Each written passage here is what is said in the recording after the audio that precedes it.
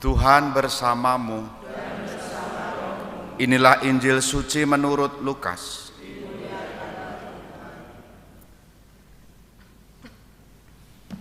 Ketika mengajar di salah satu rumah ibadat, Yesus bersabda, "Kerajaan Allah itu seumpama apa? Dengan apakah aku akan mengumpamakannya? Kerajaan Allah itu seumpama biji sesawi yang diambil dan ditaburkan orang di kebunnya. Biji itu tumbuh dan menjadi pohon, dan burung-burung di udara bersarang di ranting-rantingnya." Dan Yesus berkata lagi, "Dengan apakah aku akan mengumpamakan kerajaan Allah?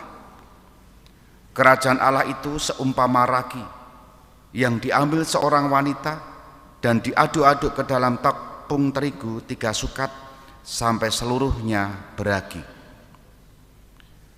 Demikianlah sabda Tuhan.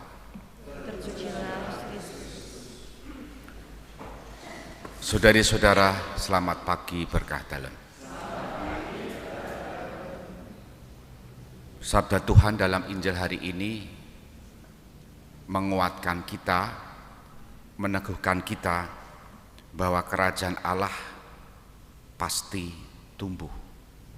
Kerajaan Allah pasti berkembang.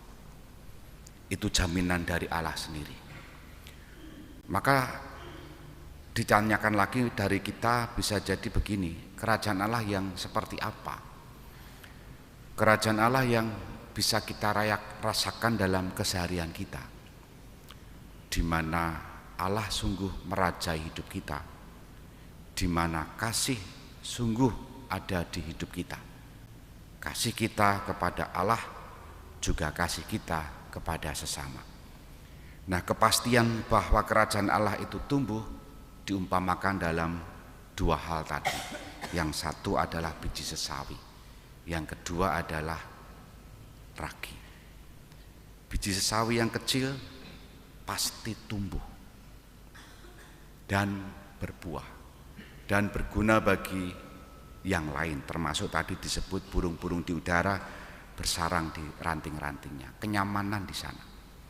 Juga ragi yang kelihatannya kecil tapi memberikan arti. Nah, kata kuncinya adalah kerajaan Allah itu pasti tumbuh berkembang. Dan kita tahu 2000 tahun kemudian kerajaan Allah itu terus berkembang dan terus menuju buah-buah yang diharapkan kelak kemudian hari.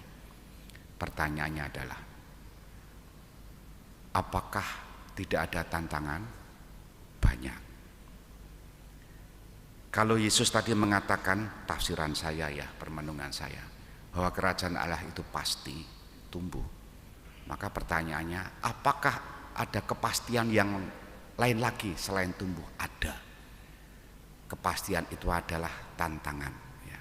Tidak mungkin tumbuhnya kerajaan Allah itu tanpa tantangan, tanpa kesulitan. Bahkan Paulus dalam bacaan pertama tadi kita mendengar betapa anak-anak zaman sekarang itu mengeluh kesakitan.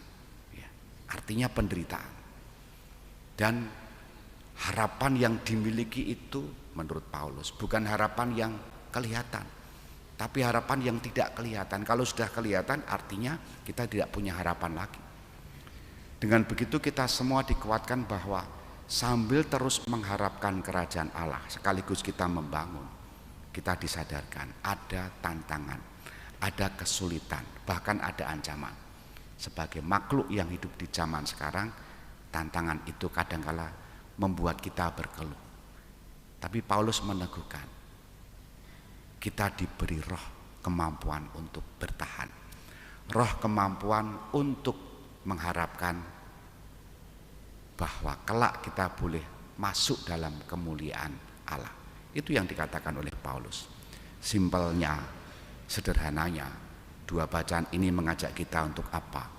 Tekun dalam keseharian kita, tabah dalam kesulitan-kesulitan kita, karena kita memiliki pengharapan yang sama bahwa Allah senantiasa merajai hidup kita, dan jangan pernah kita meninggalkan atau lari dari kesulitan, karena benih kerajaan Allah itu harus berkembang dan pasti berkembang.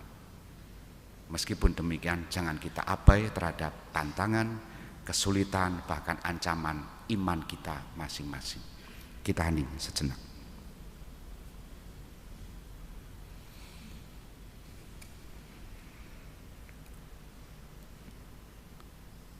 Dimuliakanlah Yesus yang dulu hidup, sekarang dan selama-lamanya. Amin.